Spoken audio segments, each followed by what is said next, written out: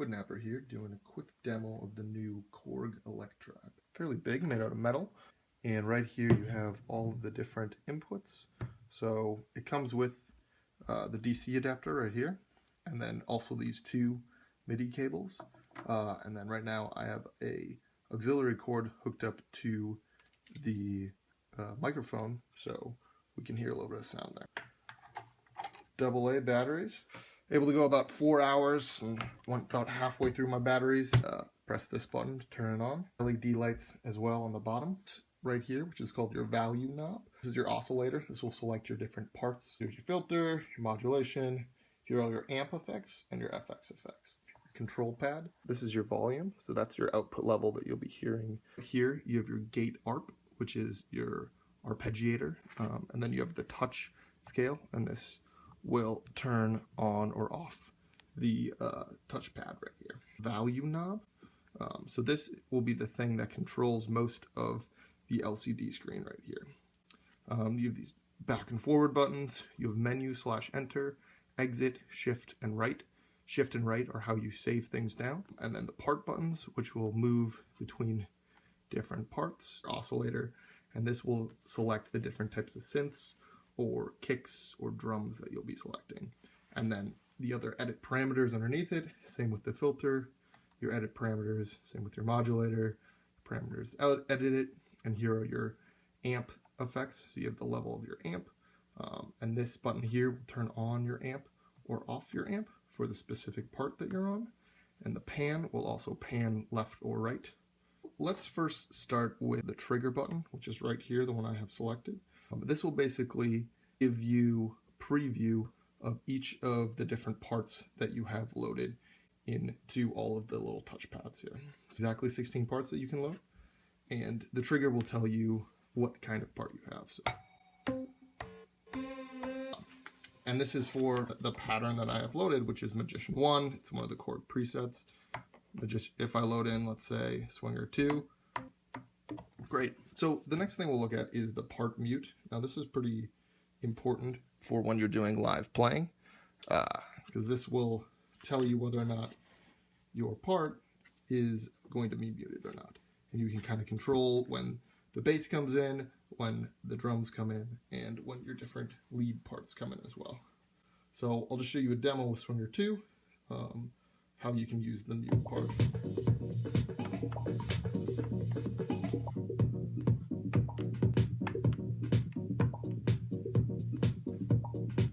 Here's the part erase, and this is actually a little bit of a tricky button to figure out how to use, but basically the way it works is you hold down this button and then you hold down any of the parts when you have this button lit up, and it will erase those parts. So I'll show you how that works. There we go, I erased those parts. This is your step button. So the step button will say where in the sequence you are, and we'll show you more later. Basically, you can adjust variety of those parameters by pressing the menu button. Okay, so we erased a couple of the parts. Let's erase a couple more. Gotta wait for it to go all the way through this step sequence here. You can do multiple parts at one time. Now it looks like I erased all the parts. Let's just double check. We'll unmute some of the parts. Looks like I missed a couple of these guys. We'll just get those real quick. Great. Now I started with one of the Korg sequences. I've erased all the parts. So now I can just show you how you would build up a part from scratch. Let's go into the menu. This button is going to be one of your best friends right here, which is the menu button, which will allow you to go through all the different options here on the screen. So I go through menu, and now I use these buttons. That's BPM, that's my swing, that's my beat, that's my length. So the length will show you how long this is. So right now it's at 2. That's why you're going from 1 to 2. It's the pattern level. This is your master FX. So right now I'm on Hall reverb. And then you can clear some of the master FX motions. So all these knobs will record motions. You have the record button on, and you can clear those by using this screen. Here's the key that I'm in. I'm in D, my scale as well. Here's my chord set, and that's useful for this chord button here, which we'll get to later. This is my gate arp. basically there's a lot of things in here where you can edit your set.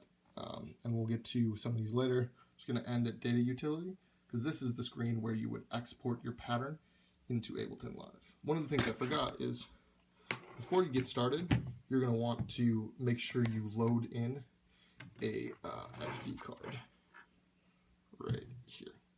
And always load it in when the Electribe is off, just so you don't damage your card. Now I'm going to go into the keyboard mode. So let's just exit out of here, and we're going to select, I'm going to use my trigger buttons to select which part I want to play with. And I'll use this part right here, which is a dual saw oscillator. Go into keyboard, and now this works as just a regular keyboard. Based on the scale that you're in. Now what I can do here, if I want to record a part, is basically press the record button, the metronome will turn on, and then I can record my part.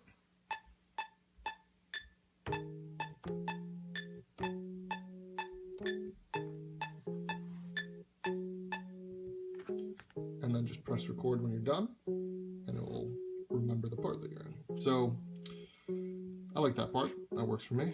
Now let's go in here, and I'll show you how to use the sequencer button. So I'll press trigger again, and let's select one of my drums. I'm going to press sequencer, and now this will give me a beat sequencer. So I want to do it on the first, the third, that's first and third.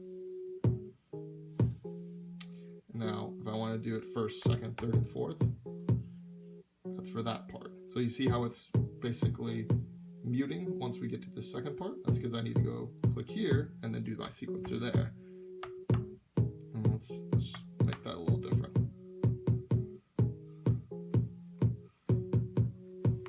So now you can see here, it's lighting up with that beat that I sequenced. So that's how you use the sequencers, the chord functionality.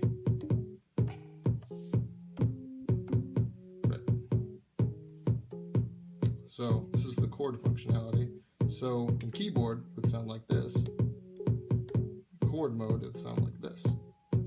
Here's one of the major things that's a problem with the chord thing, is you need to make sure that your synthesizer is not in mono mode.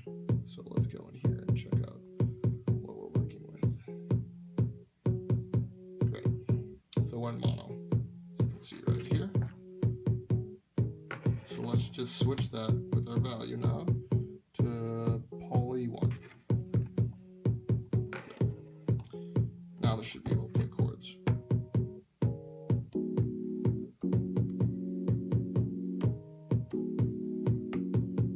Now let's record that.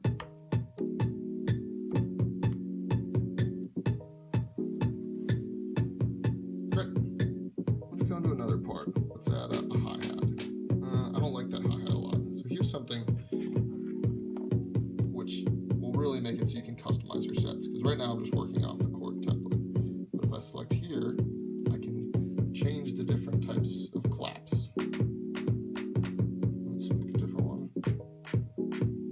I like that one. I'm going to use the touchpad to record a part here. So I'm just going to go on the keyboard so you can kind of see what I'm doing. I have my ARP on. And if I go in here, I'm using ARP number 19. You see as I move around, it's going to change the tone. That's different spots here on the keyboard as well. So let's record that, see if I like it.